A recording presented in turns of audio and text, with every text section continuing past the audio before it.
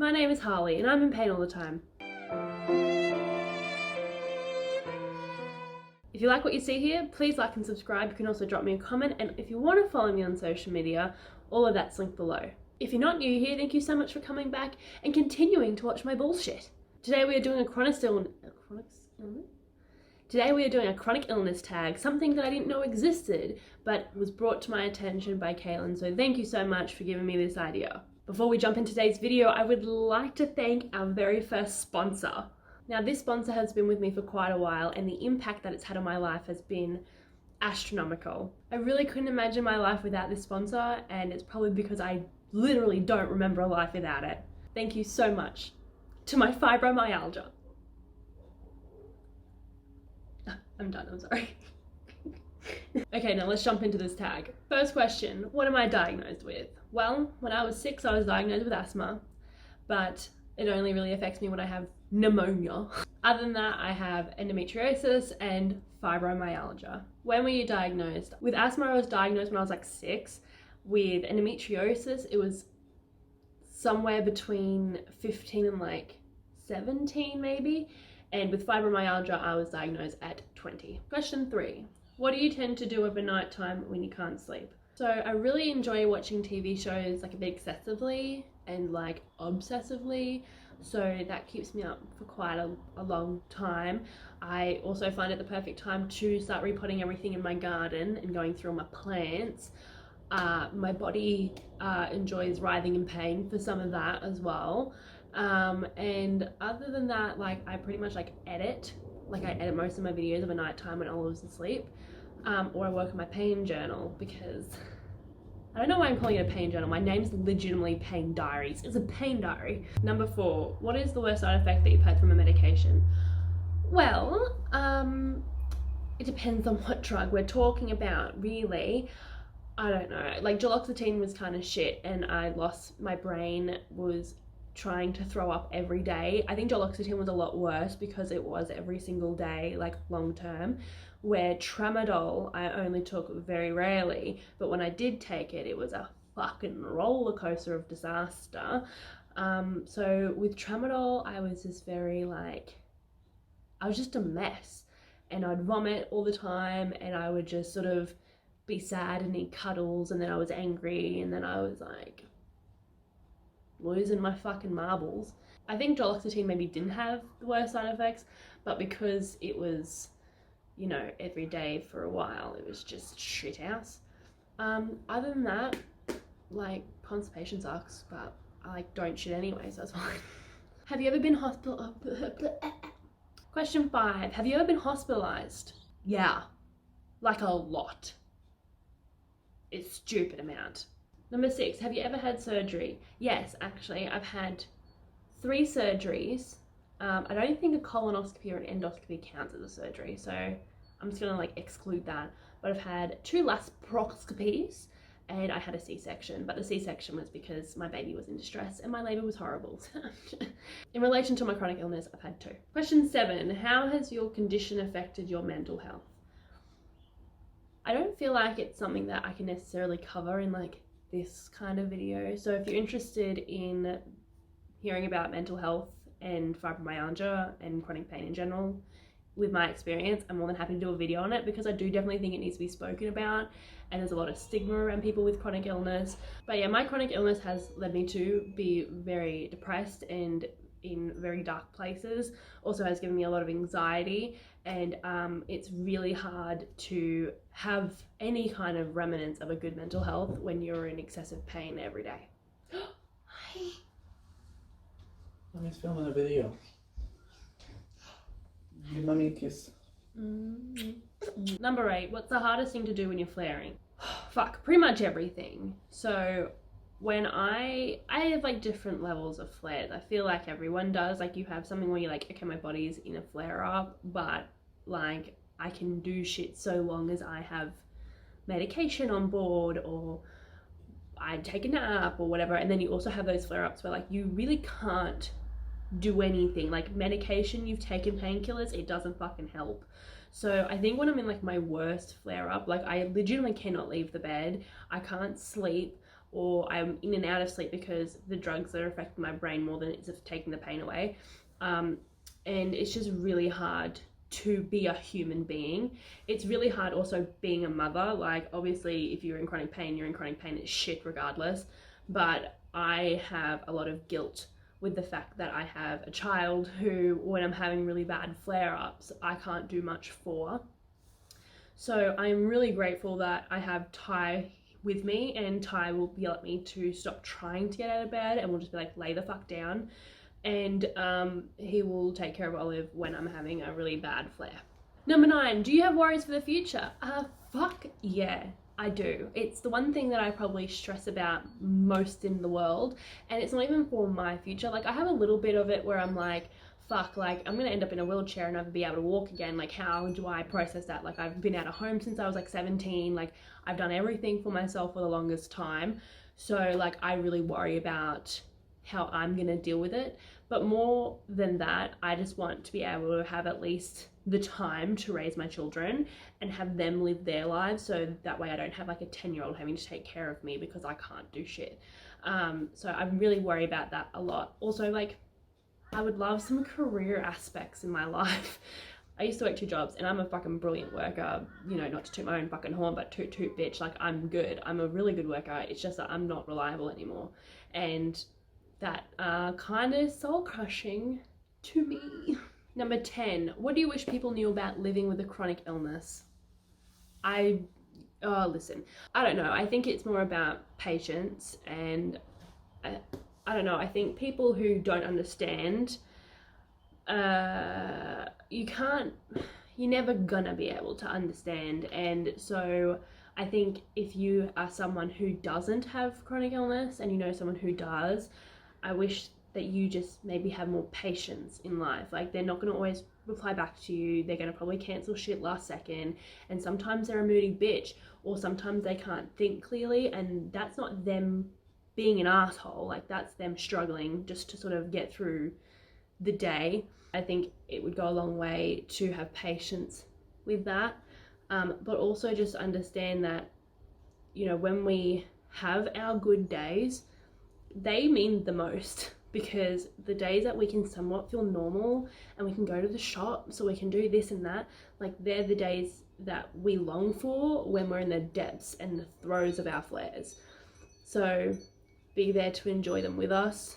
Let us have that time. But also when we're in a flare or we're really down, sometimes just being like, hey man, how are you? Or like, hey, I'm thinking of you. Like, that's all that you need to do and say. Don't tell me about how yoga is going to fix my life, or how I should just take some meds and get over it, because it's not going to fucking work that way. Because, like, one day I can do the gardening and I can, you know, go across the shopping centre and walk the entire length of it, and, you know, I can go to a event or something. But, you know, 2 days later, when I'm having to use a walking stick and I can barely move and I can't think properly and I look like I'm about to pass out, people are like, well, the fuck, like, you can't be both. And it's like, well, unfortunately, that's what fibro is. Like, I either have a really bad flare-up because I did this cool thing, or, you know, I was in a flare-up and now I'm kind of out of it and I've had a little bit more energy today. It's such a weird thing to wrap your head around if you have no clue. And I can understand that, and I can be patient with that, but it's really hard for me sometimes when I feel like people are like, oh, like, are you sick though? Number 11, name 3 things that you miss that were taken from you because you got sick. So I wouldn't say 3 things that were taken from me, because in my case, I've had chronic pain since I was like 10. So I don't have much experience in life without chronic pain.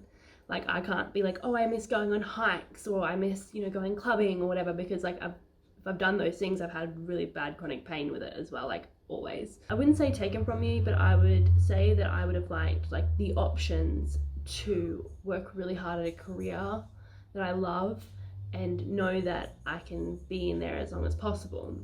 Another thing is, like, traveling, because it's not like you can't travel with chronic illness, but the time in my life where I was planning to travel and go overseas with my dad was a time where I couldn't move a lot and I was in excruciating pain. So we saw that there would be no point in us spending all the money to travel over for America for 3 weeks if I couldn't leave the hotel. And on top of that, a lot of the medications that I was on to just like go to work or to do the basic stuff wouldn't be allowed to go into the American border. So we decided that it would be pointless in going. So I really regret that I never could have gone. And while I could go now, like obviously I have a child and I'm not going anywhere without her for a long time. So it's just something like that if I didn't have the chronic pain, that I probably would have gone to America, and I regret that I didn't. I think the last thing that would have probably been different in my life if I didn't have chronic illness is that I might not have my daughter. I always wanted to be a young mum and I always wanted to have a kid in my early 20s, but Ty and I were planning to actually push back having a baby by a few years and trying to go to New Zealand and things like that, because I had my endometriosis under control and my fibro wasn't as drastic as it had become or had been before. So we were planning just to up and leave and go to New Zealand, and I wanted to go over to Thailand and things like that. However, I went to the doctor and we spoke about putting the baby off and what did she think. She pretty much told me that the best time for me to have a child would have been when I was about 17, because of all the surgeries I've had and x-rays and CT scans and stuff when I was a young kid, that my fertility wouldn't be fantastic. So if I wanted to be a mother, that, it'd be better now than later. Better to be safe than sorry kind of thing. And it's something that I definitely stress about when it comes to Ty and I maybe having another kid in the future. But after talking to my doctors in the last sort of like 12 months, they've sort of said that they think because I've been on hormones for so long and because I've had Olive, that hopefully my fertility rate isn't going to be drastic. So if we want to wait for the second one, it would probably be more viable to wait for a second child than it would be to have waited for Olive, if that makes sense. However, because of how drastic my fibro has been and just progressively getting worse, I don't know what the right thing to do is there. I think those sort of also answered this next question, which is question 12. How does your illness most significantly affect your life? As I've said, I'm a really hard worker. Fuck your car. As I've said, I'm a really hard worker and I would like to think that I could go back to work full time and just fucking belt it out and do all the stuff that I need to do. But truth be told, like that's not really realistic for me. Like I'm not saying that I'll never go back to work. I would like to go back to work after Olive's sort of in school and things like that, but it wouldn't be a full-time situation. I just don't think that I would be able to handle that, and if there is a way that I could, then I'm all for it. So if you have any ideas, let me know. Also, I can't help but think that Ty and I would be in a lot better of a financial situation if I didn't have chronic illness, because the amount of money that we spend on tests and medications over the years has been ridiculous. But also I would be working, so that would help too. I think the illness has actually also made me quite envious, because like even though there was things that I've always wanted and lives that I was like, that's so cool to live like that, I was always like, oh, this is the situation I'm in, like what am I gonna do about it? Where like now if I see like someone who's like having a great time on Instagram, I'm just like, fuck, that could have been me. Or people being like young, dumb, and like, oh my god, like my teen years, like I did some stupid shit when I was really early in my teen years, but sort of when I moved out of home and having to deal with trying to sort out money and dealing with a chronic illness and things like that as well, kind of made me grow up quite fast. Like there's other factors, it's not just fibro that made me grow up quite fast, but I think having chronic pain sort of took out some of the youthfulness in me. Chronic illness affects every aspect of your life, and a lot of people lose a lot of relationships. I know that I definitely have. And also just purely the fact of, if Ty wasn't Ty, he might not be with me because he didn't sign up for this broken ass body as a partner. He didn't sign up to having to wash my hair and carry me to the toilet. So I'm lucky that he's still around. However, very easily could have been a different story. I don't know, chronic illness affects fucking everything, and there's not one aspect of my life that probably isn't affected by it. How old were you when you first had symptoms? So with endometriosis, I started experiencing really bad pain at about 10 years old, and I think I was 11 or 12 when I was rushed to hospital because I thought my appendix was bursting, and then when they went in to get the appendix out, they realized it wasn't. My appendix was fine, but they took it out anyway. And that sort of carried on for quite a long time. But I think about 10 years old was the first time that I had a lot of problems with endometriosis. And it was very gradual for me. Like, I think I had my period at the end of me being 10 or the start of me being 11. So I was having just a lot of cramps and a lot of stomach aches, and then that turned into like violent pain as my period progressed. So with fibromyalgia, it was very sudden for me. So I had endometriosis. I had already moved out of home. I was living in the third house since I'd been out of home, and I had some family stuff that just happened, and I was quite heartbroken about it. But I'd been feeling not right in my body for a while, but endometriosis can kind of do that for you. But I'd also had the Mirena and hormones to suppress the endometriosis as much as possible. So I wasn't necessarily experiencing any like severe pain. It was just like certain attacks of pain here and there that were slowly getting worse. And then one night, I think it was June 12th, 2017. So I was 18. I was laying in bed and I woke up with the most excruciating full body pain, and I thought I was dying. So I told Ty that he needs to call an ambulance. He ended up just sitting with me and trying to calm me down, and then eventually, I think like 2 or 3 hours later, I went back to sleep. And from that day forward, it was excruciating pain. Now, before I was pregnant, a lot of the pain was centered in my stomach, with excess pain in my back, my shoulders, and my arms and my legs. However, after I had Olive, my pain was more in my back and in my hips and my legs and my shoulders. And I still have stomach pain here or there, but that's how my pain was introduced as like a hard, this is a problem for you now, like you can't just keep avoiding this, and lifelong issue, mate. If you could tell the medical community one thing about treating your particular illnesses, what would it be? So with endometriosis, because I was 10, 11, 12, like 13, 14-ish, I kept getting told that I was too young and I was a little girl, and a little girl wouldn't have these issues. Well, fucker, I did. So I think just being very open-minded about it, I got told that it was period pain, which is like something that we all fucking hear, is that it's period pain. I got told that I was depressed and that's why I was having pain. I got told so many different fucking things. The things that really shitted me off were these. I'm not too young to be having a chronic illness. If I've got it, I fucking have it. Don't ignore what's happening and look at it from an actual point of view. Don't look at it from a narrow point of view of, well, you're not in the age range, so it doesn't matter for you. Okay? 2, I don't have my chronic illness because I'm depressed. I have depression because I've got fucking chronic illness, eh? Yes, I have other issues in my life, and yes, there was other reasons that I had depression. However, being told that my entire pain is completely in my head and made up because I'm sad shouldn't be the way that you deal with someone in excruciating pain.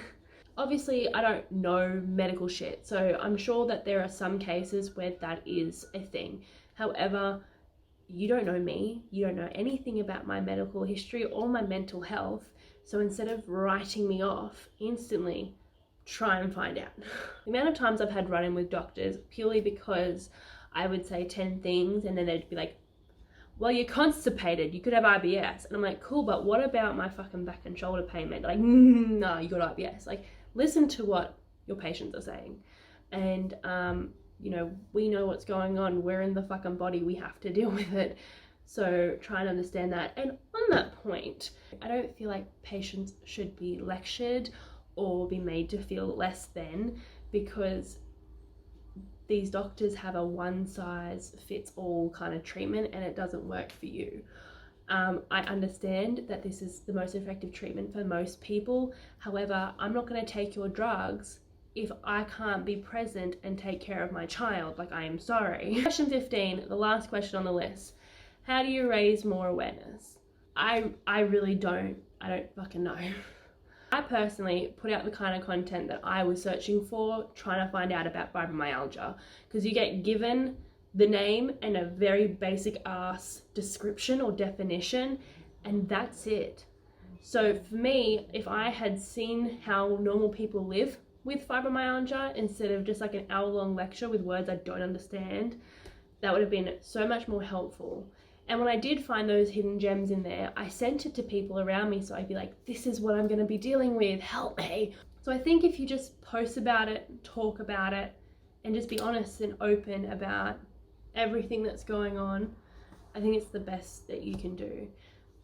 But let's be real, like, we're all so tired, we just want to take a nap, so. Anyway, that is the video. If you did enjoy watching it, please like and subscribe. You can also follow me on social media. It is all linked below. And you could comment too, whether you agree with me, disagree with me, think I'm a whiny bitch, you know, all of it. Just let me know about it. Thank you so much to our sponsor again, Fibromyalgia, because without it, I wouldn't have this to bitch and moan about, and I would probably be a completely different person, so. I hope that you are all well and all safe, doing the best that you can today, living the dream, and I will catch you this Saturday for your weekly vlog. But other than that, I'll catch you the next time that I can be bothered. Okay, bye.